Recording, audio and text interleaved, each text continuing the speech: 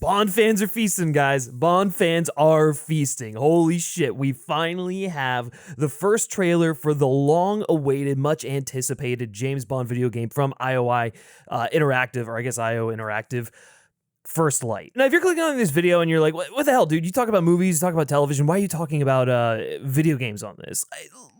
Let me just preface this by saying, like, obviously I'm not a video game channel. I don't do a lot of gaming content, but if there's like games that are specifically cinematic or tie into like properties that I do cover on the channel, like Spider-Man or like I did with the Suicide Squad game, I'm not opposed to covering them because I'm like interested in them. But like for this, it's James Bond. And you guys know how much I love James Bond, so obviously, I had to do a video on this, talking about the trailer, you know, just breaking it down, talking about like my anticipation levels for it, what I'm expecting out of it, just kind of gushing about this because like, holy shit, Bond fans are feasting.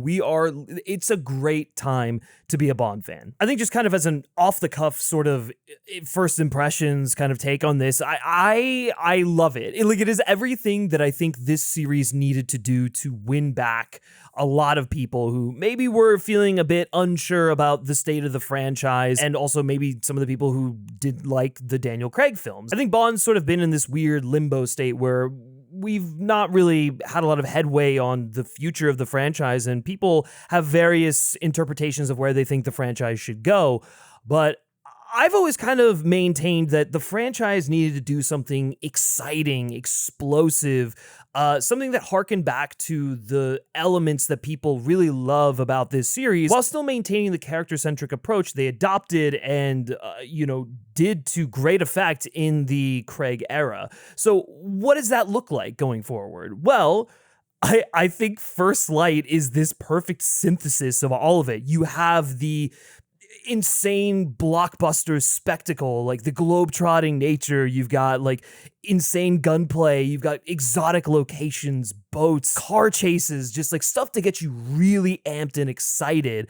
Then obviously you've got more of the character stuff. It's no secret that this is an origin story, which I know some people are kind of iffy on. I have thoughts on that. We'll get into that in a little bit. But based on the trailer, I mean, I think it is giving us a lot of character stuff right out the gate. And I think it's doing a lot to establish his instincts-forward approach to being an agent and why, his superiors have come to respect him during his time in the Navy, which is, oh God, you gotta love that, right? Like, he's actually in the Navy, but is a bit unorthodox. And so we arrive at a point here where, M and Greenway, who is looking to be Bond's mentor in the game, don't really know what to do with him. And on a meta level, I think that's really cool because, like, the series doesn't really know what to do with Bond at this current moment. Like, what is the path forward for this character? What's going to get people excited? And so to put that at the forefront of this game,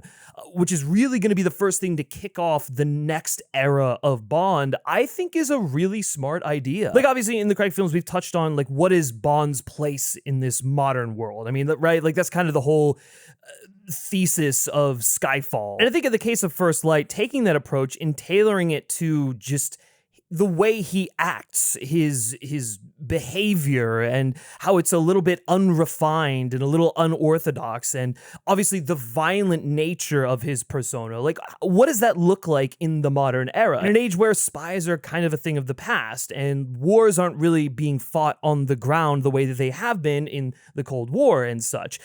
Honestly, there's a lot of this that was giving me flashbacks to what they kind of wanted to do with Timothy Dalton in The Living Daylights, where they were kind of questioning Bond's place in the twilight years of the Cold War and why someone like him, who is more inclined to follow instincts versus orders, I had to make a split-second decision.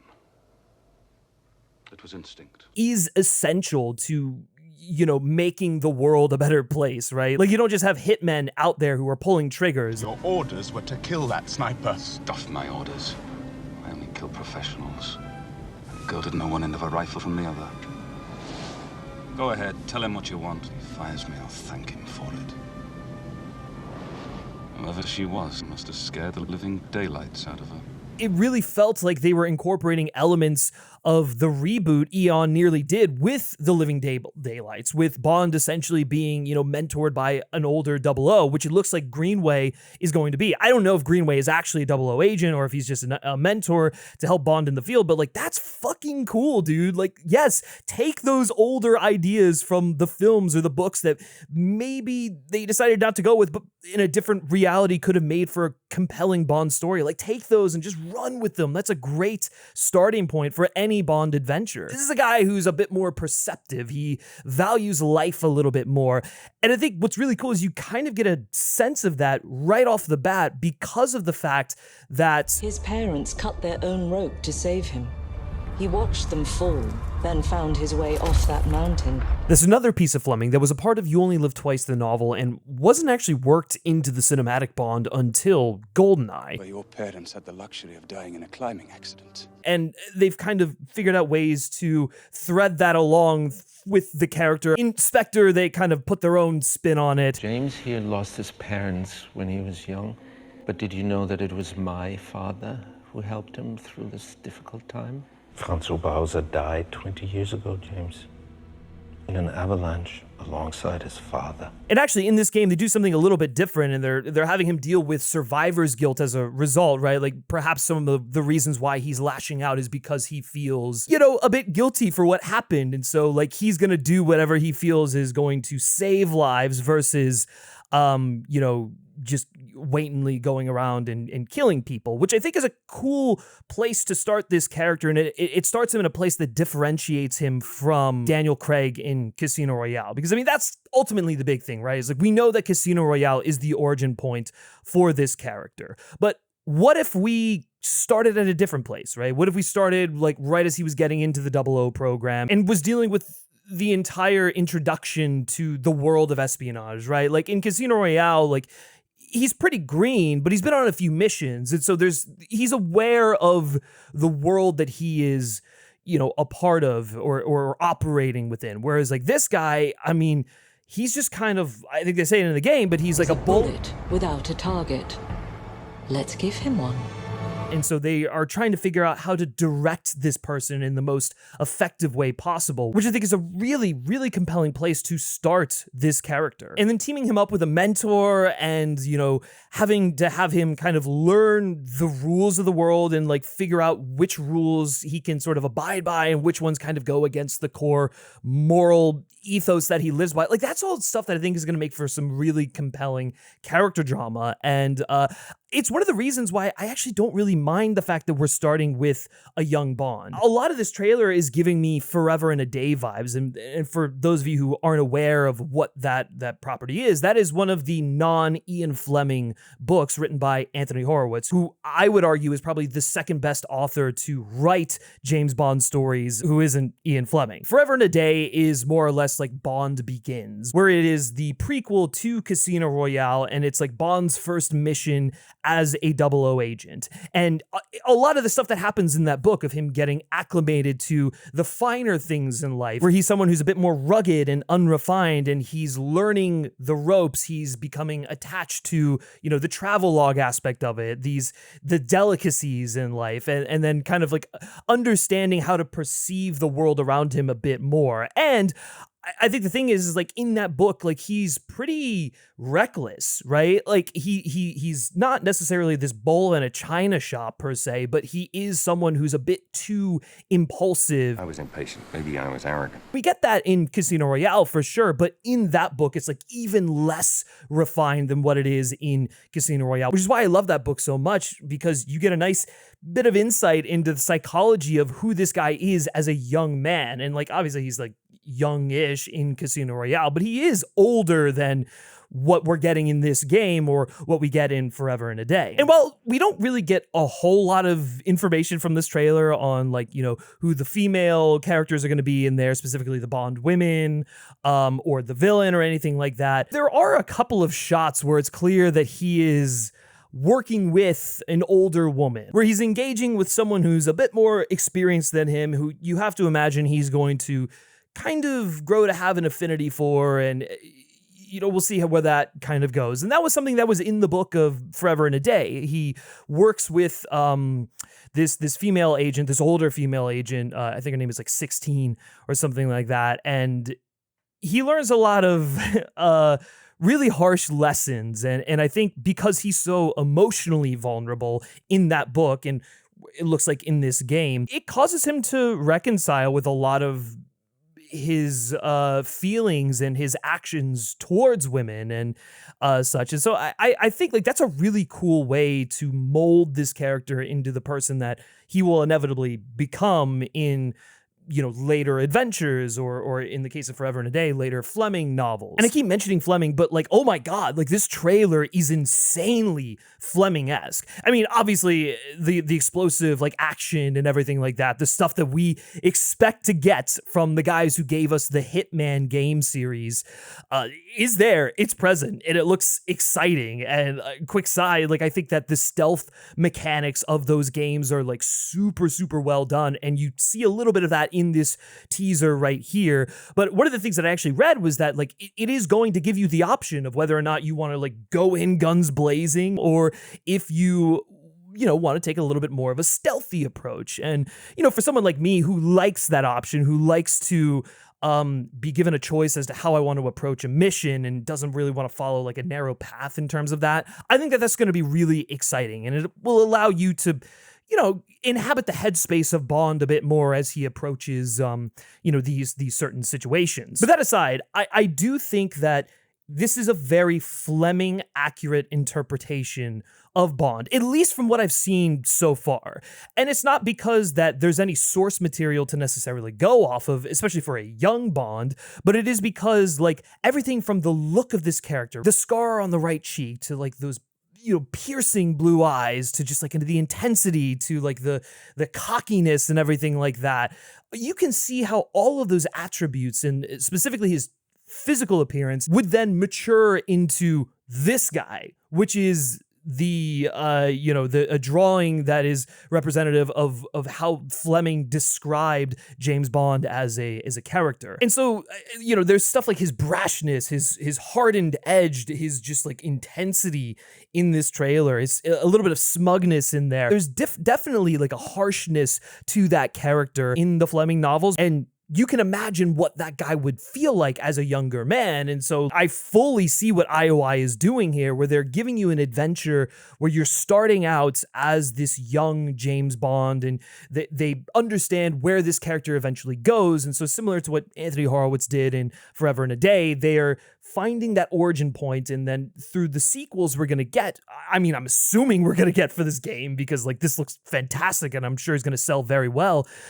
We will get to mature and progress and grow with this character in the games in a way that we really haven't been able to before. I think in making this a standalone thing that isn't attached to the novels per se, or the films, and allowing them to do essentially the Arkham Asylum approach to James Bond, is going to create an entire new generation of Bond fans who just love what they're doing here, who enjoy experiencing Bond through the video games, which, I mean, for me, that was my introduction to the character, specifically through like GoldenEye and Tomorrow Never Dies, the Pierce Brosnan games, which were obviously based off of films at the time, but like there was something about those games that created a very distinct core memory that pushed me to want to seek out other Bond media, whether it was the novels, comic books, or the films, or whatever. Like it was my gateway into this universe. And I think because it is such an interactive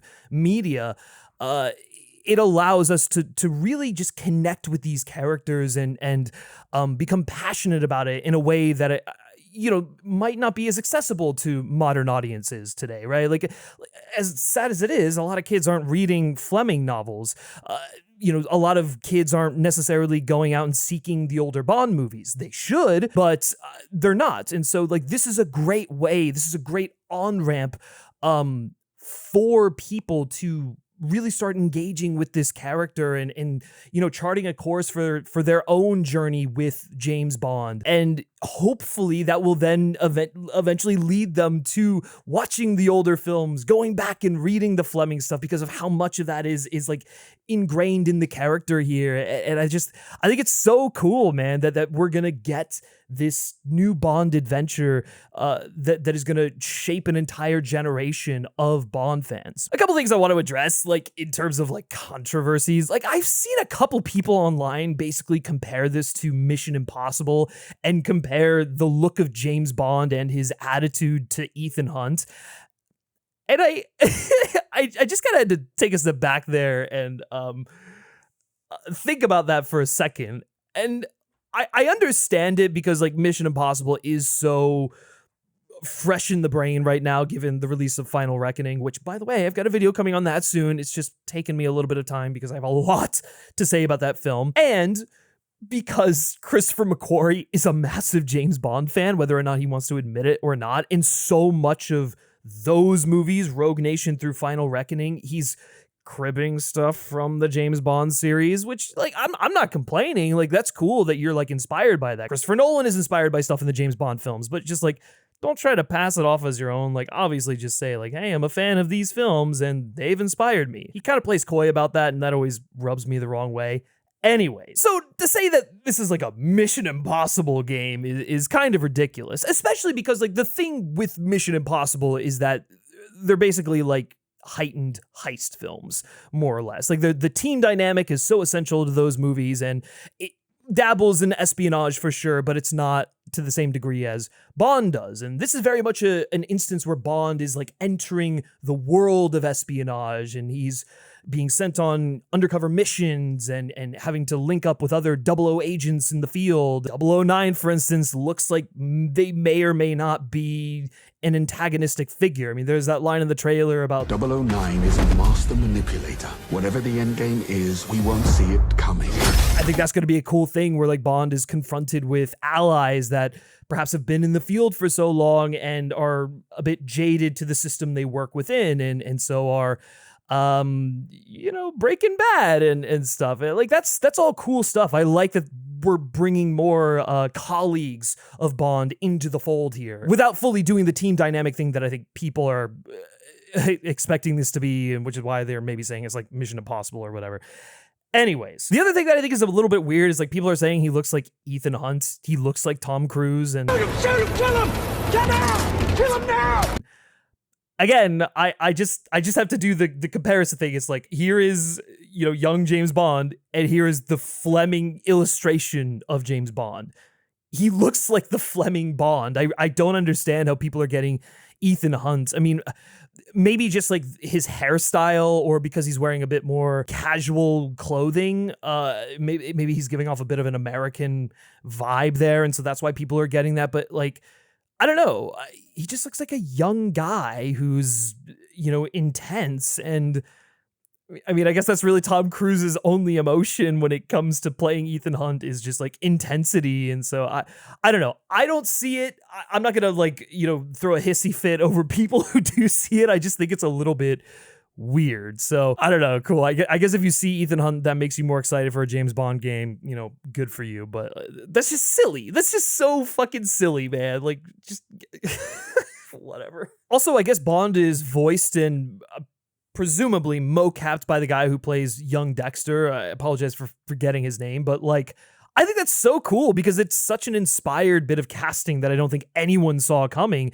And yet he really seems to be selling me on his performance. Like, it's a little gruff. It's not necessarily what I would think of when I think of James Bond, but also it really fits the young, unrefined, just bullish kind of character that we're getting in here, who is maybe a bit too overly confident and like trying to figure out how to meld that confidence with suaveness in a way where he's able to navigate the world more smoothly. Like, I fully see the trajectory of where this guy's gonna go, but also just like looking at the guy who plays young Dexter, potential Bond casting dark horse. Like, I actually see it. Like, I fully envision, I could see this guy playing James Bond. Now, obviously, I mean, from a film standpoint, He's probably a bit too young for the kind of actor that I would want, at least in the cinematic Bond. But like, if he does a great job in these games, then there's no reason why we shouldn't be considering him. I mean, it was something that fully came out of nowhere. So I think this is just really exciting that,